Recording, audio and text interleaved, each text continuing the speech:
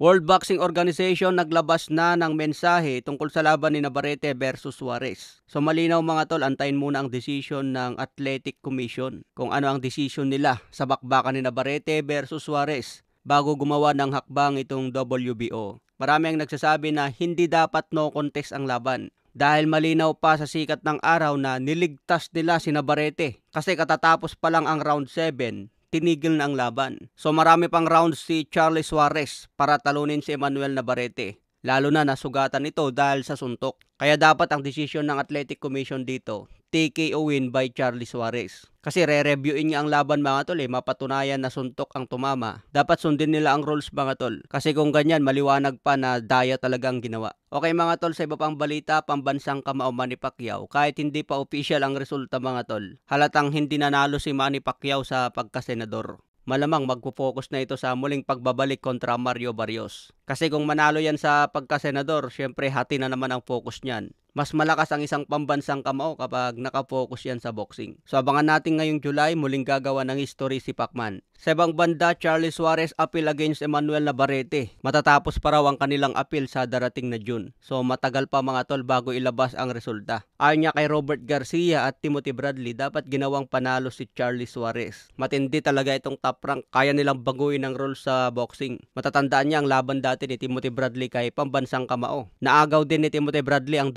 WBO ni Pacman sa kanilang unang laban. Sa iba pang balita, Vasily Lomachenko hanggang October na lang ang palugit. Kung hindi pa siya lalabas hanggang October, babakantihin na ang kanyang IBF lightweight belt. Maganda sana ang unification ni Lomachenko kontra Tank Davis o kaya laban kay Shakur Stevenson. Sa ngayon, hindi pa nag-a-announce kung tuluyan ng magretiro si Lomachenko. Sayang mga tol, malalaki pa ang laban na nag-aabang kay Loma. Sa iba pang balita, ayon sa Ring Magazine, ito ang tatlong boksingero na posibleng makalaban ni The Monster Inoue. Si Murodjon Akhmadaliev, si Nick Ball at si Junto Nakatani. Yung tatlong boksingero ngayon mga tol, matitindi yan. Kaya hindi na matawag na pipitsuging boksingero ang kakalabanin ni The Monster. Sa ibang banda naman, Conor Benn nasa IBF ranking na sa super welterweight division. Pero sinabi ni Conor Benn mas gusto niya lumaban sa welterweight. Hinahamon niya sila Ryan Garcia, Devin Haney, Rolly Romero at si Jaron Boots Ennis. Sa iba pang balita, Deontay Wilder muling magbabalik sa June 27. Makakalaban niya si Tyrell Anthony Herdon. Hanggang 10 rounds na lang ang laban ni Deontay Wilder mga tol. Sa ngayon may kartadang 43 wins, 42 knockout, may 4 na talo. Edad 39 ngayon si Deontay Wilder mga tol. Baka isang laban na lang ito tuluyan na magretiro. Sunod-sunod na ang talo ni Deontay Wilder. Natalo na siya kay Parker at Zhilei Zhang. Sa ibang banda naman, Daniel Dubois tiwalang tatalunin si Alexandre Usyk sa rematch. Marami raw ang nag-improve kay Daniel Dubois mula nang matalo kay Alexandre Usyk sa unang laban. Okay mga tol, hanggang sa muling update.